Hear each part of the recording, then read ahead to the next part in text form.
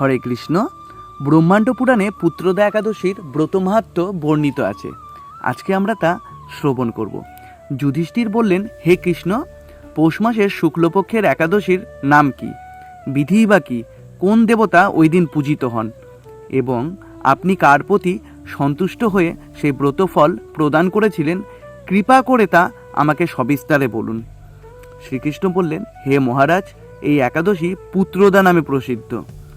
সর্বপাপ বিনাশিনী ও কামদা এই একাদশীর অধিষ্ঠাত্রী দেবতা হলেন সিদ্ধিদাতা নারায়ণ। ত্রিলোকে এর মতো শ্রেষ্ঠ ব্রত নেই। এই ব্রতকারীকে নারায়ণ বিদ্বান ও যশস্বী করে তোলেন। এখন আমার কাছে ব্রতের মাহাত্ম্য শ্রবণ করুন। ভদ্রাবতীপুরীতে সুকেতুমান নামে এক রাজা ছিলেন।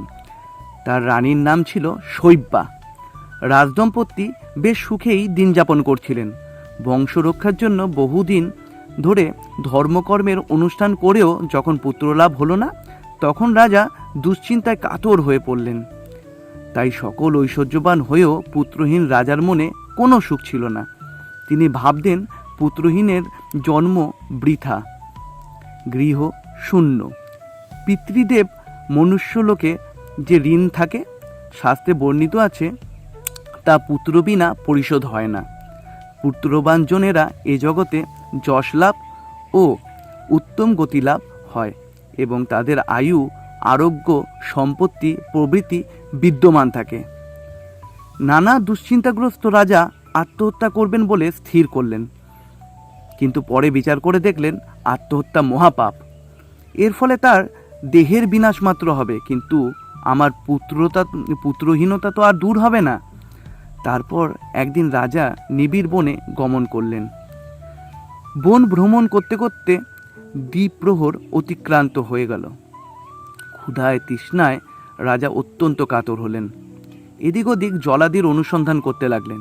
তিনি চক্রবাক, রাজহংস এবং নানা রকমের মাছে পরিপূর্ণ মনোরম একটি সরোবর দেখতে পেলেন। সরোবরের কাছে মুনিদের একটি আশ্রম ছিল। তিনি সেখানে উপস্থিত হলেন। সরোবরের তীরে মুনিগণ বেদ পাঠ করছিলেন। মুনিবৃন্দের শ্রীচরণে তিনি দণ্ডাবত প্রণাম করলেন। মুনিগণ রাজাকে বললেন, হে মহারাজ, আমরা আপনার প্রতি প্রসন্ন হয়েছি। আপনি কি প্রার্থনা বলুন। রাজা বললেন, আপনারা কে, কি জন্যই বা এখানে সমবেত হয়েছেন?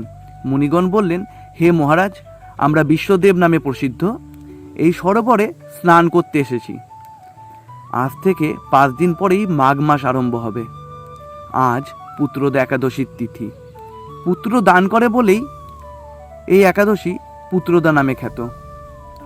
তাদের কথা শুনে রাজা বললেন, হে মুনিবৃন্দ, আমি অপুত্রক, তাই পুত্র কামনায় অধীর হয়ে পড়েছি। এখন আপনাদের দেখে আমার হৃদয়ে আশার সঞ্চার হয়েছে। এ দুর্ভাগা পুত্রহীনের প্রতি অনুগ্রহ করে একটি পুত্র প্রদান করুন। মুনিগণ বললেন, হে মহারাজ, আজ সেই পুত্রদা একাদশী তিথি, তাই এখনই আপনি ব্রত পালন করুন। ভগবান শ্রী কেশব অনুগ্রহ করে অবশ্যই আপনারকে পুত্র দান করবেন।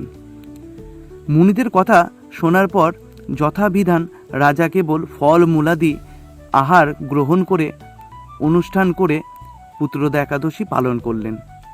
দ্বাদশীর দিনে উপযুক্ত সময়ে শস্যাদি সহযোগে পালন করলেন। মুনিদের প্রণামে করে তিনি নিবেদনে করে নিজ গৃহে ফিরে গেলেন। ব্রত প্রভাবে রাজা যথাসময়ে একটি তেজস্বী পুত্র হল। হে মহারাজ, এই ব্রত সকলের পালন করা কর্তব্য। মানব কল্যাণ কামনায় আপনার কাছে আমি এই ব্রত কথা বর্ণনা করলাম। নিষ্ঠা সহকারে যারা এই পুত্রদা একাদশী ব্রত পালন করবে, তারা পুত নামক নরক হইতে পরিত্রাণ লাভ করবে। আর এই ব্রত কথা শোভন কীর্তনে অগ্নিষ্ঠম যজ্ঞের ফল পাওয়া যাবে। 2025 সালে পৌষ মাসে এই পুত্রদা একাদশী 10 জানুয়ারি পড়ছে। শুধুমাত্র নর্থ এবং সাউথ আমেরিকাতে এই একাদশী 9 জানুয়ারি পালন করতে হবে। অনেকের মনেই একটি সংশয় থাকে, একাদশীতে কি কি খাবার গ্রহণ করা যাবে এবং কি কি গ্রহণ করা যাবে না। তো আমি সর্বাগ্রে বলে রাখি, একাদশীর দিন নির্জলা উপবাস করাই হচ্ছে সর্বশ্রেষ্ঠ। তা করতে যদি কেউ অক্ষম হন তাহলে তিনি সজলা একাদশী করতে পারেন। সেক্ষেত্রে শুধুমাত্র জলপান করে একাদশী করতে হবে। যদি তা করতেও কেউ অক্ষম হন তাহলে সফল একাদশী করা যেতে পারে। সফল একাদশীর ক্ষেত্রে সমস্ত রকমের ফলমূল গ্রহণ করা যাবে, সাথে ভেজিটেবলসও। শুধুমাত্র মাথায় রাখতে হবে, ভেজিটেবলস ফ্রাই করতে হলে বিশুদ্ধ ঘি এবং সূর্যমুখী তেল ছাড়া ফ্রাই করা যাবে না। কোনো রকমের অন্ন গ্রহণ করা এই দিন নিষিদ্ধ। গমের কোনো প্রোডাক্টও গ্রহণ করা যাবে না। পঞ্চ রবি শস্য গ্রহণ করা নিষিদ্ধ। এবার আমরা আসি একাদশীর পারণ মন্ত্রে।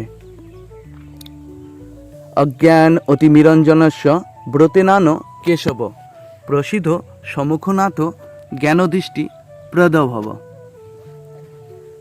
পুত্রদা একাদশীর নামের মধ্যেই এর গুণ মাহাত্ম্য লুকিয়ে রয়েছে।